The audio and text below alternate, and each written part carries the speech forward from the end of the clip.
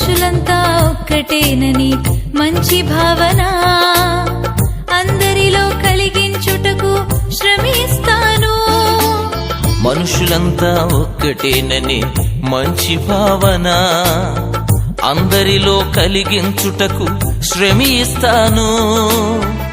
కేవలము మాటలు కాక క్రియలందు మేలు చేయుచు యేసయ్య అడుగులలో పయనిస్తాను. కేవలము మాటలు కాక క్రియలందు మేలు చేయుచు యేసయ్య అడుగులలో పయనిస్తాను.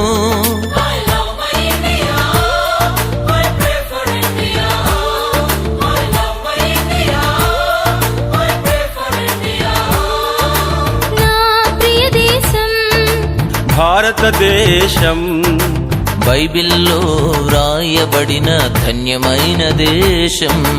నా ప్రియ దేశం భారతదేశం, బైబిల్లో వ్రాయబడిన ధన్యమైన దేశం.